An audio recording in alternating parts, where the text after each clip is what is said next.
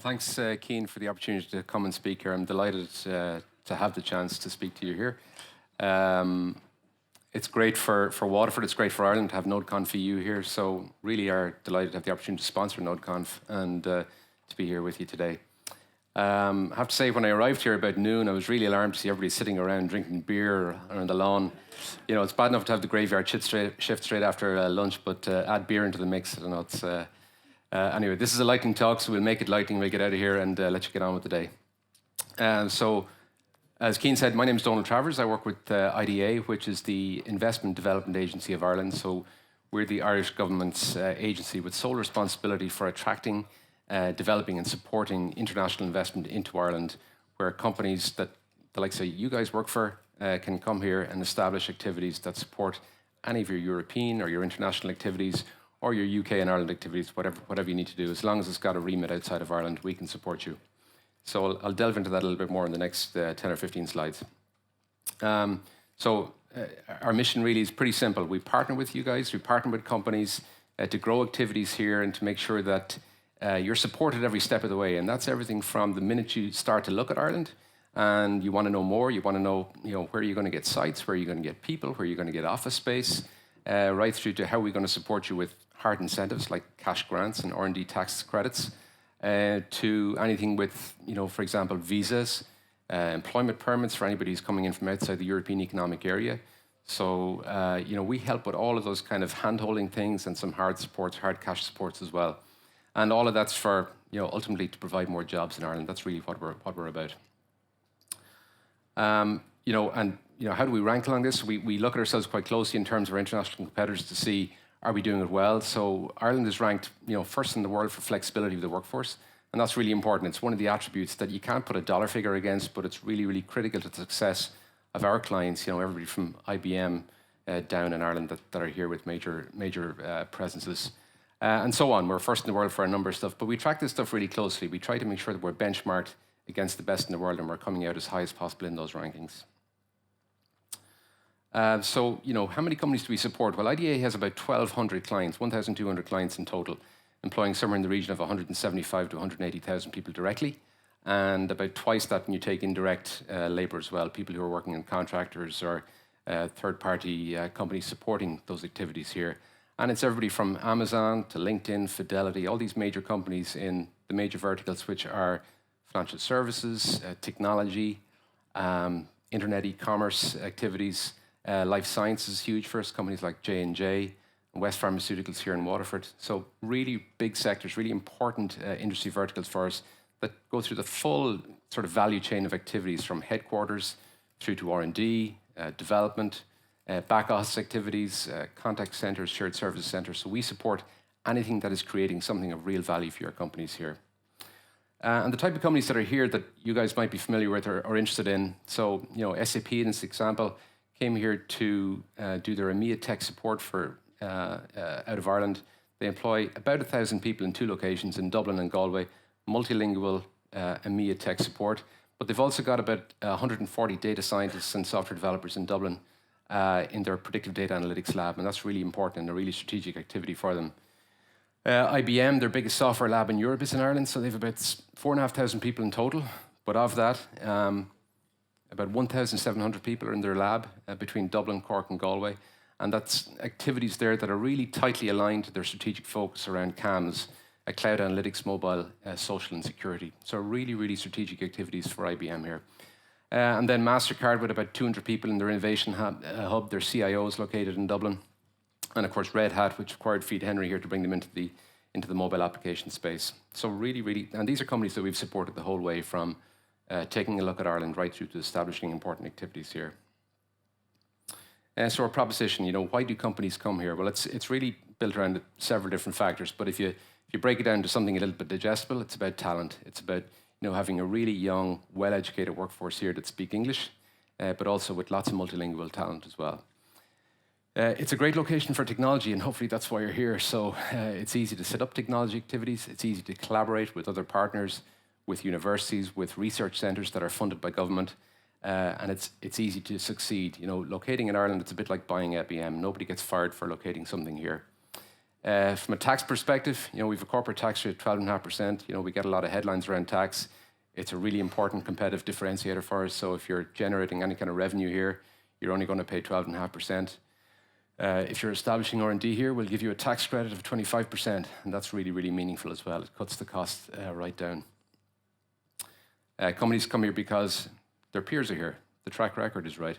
So, you might be here because IBM are here.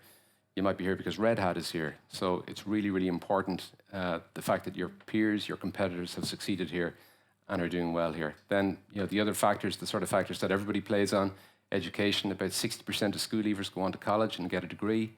We speak English, as I mentioned, we're in the Eurozone, and it's really easy to do business here. We IDA tries to remove the red tape, tries to make sure that any red tape that exists from a government perspective is gone. So we try to help you make sure that it's easy for you. And we're ranked quite highly. So Forbes ranks us number 4 in the world for ease of doing business, and we're generally somewhere in the top 5 every year. As I mentioned, we have a young population. I won't dwell on this, but about 40% of the population is under 29.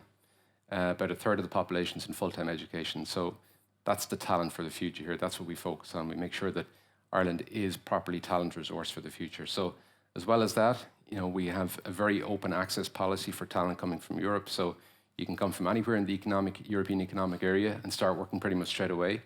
If you're coming from outside that, from the States or from India or anywhere, IDA will support our client companies with visa applications and with work permit applications. From a competitiveness perspective, our competitiveness probably suffered a little bit back in the latter end of the last decade, the early part of this decade, but we've come right back. We've really focused on getting our competitiveness right.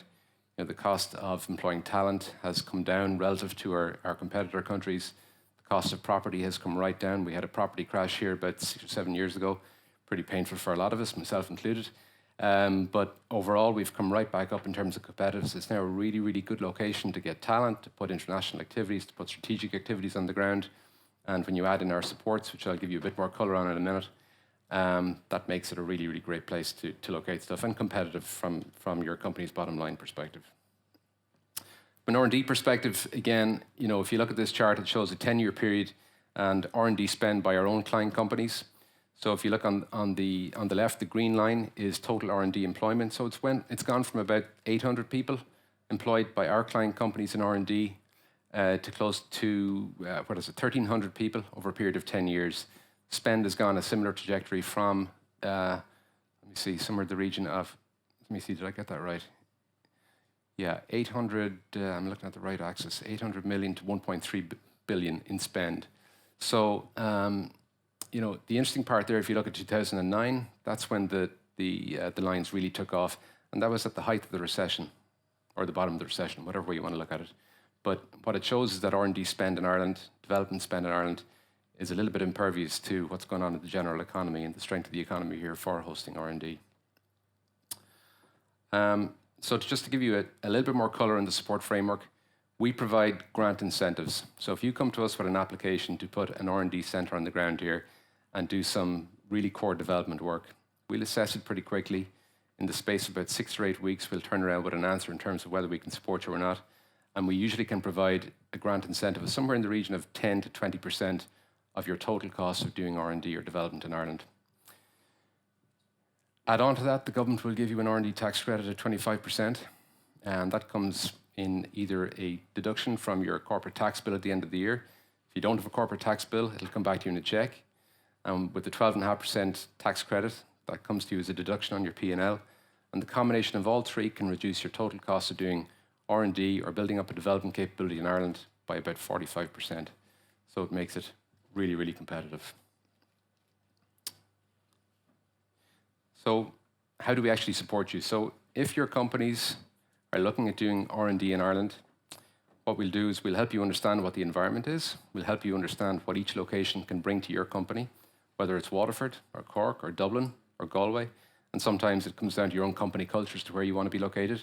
Are you a big city type of company, or are you a second city type of company? So we'll do that with hosted site visits, which really help you familiarize yourself with locations here. We'll look at a detailed itinerary around property solutions to make sure that you understand what it's going to cost to get an office space and what kind of office space is available. We'll help you with visa and work permit support if needed. So a lot of companies seed their initial presence here with folks from their HQ. And we generally will help you with all that sort of aftercare, support, hand-holding, anything you need to help you get off the ground here. I'd add to that then the grants and incentives that I already mentioned. That's where the really hard support comes in, and we will try and provide that kind of support to you as well. And then just general networking and support, making sure that you're really, really ingrained in the ecosystem here, universities, the research centers. That's where we really can help as well with an ongoing support framework. So we just try to make it generally easy for you and make it cost competitive too. Finally, it would be remiss of me not to mention Waterford, given that's where we're located here. So Waterford, IDA supports companies all over Ireland, no matter where you're going to locate in Ireland. But we do have a remit to locate companies, to help companies locate, in particular outside Dublin. And Waterford is one of those target locations for us. And Waterford is really, really a terrific location to do that in. Apart from the fact that we can offer really juicy incentives for Waterford, it is a superb city. So it's one of the oldest cities in the country, an ancient Viking city. It's the home of Waterford Crystal, which some of you may know. It's the home of one of the most famous sporting rivalries in Ireland, Waterford and Kilkenny. Unfortunately, Kilkenny have the upper hand for the last number of years. And it's also home to some beautiful scenery, the Copper Coast, and some wonderful beaches along the southeast coast of Ireland.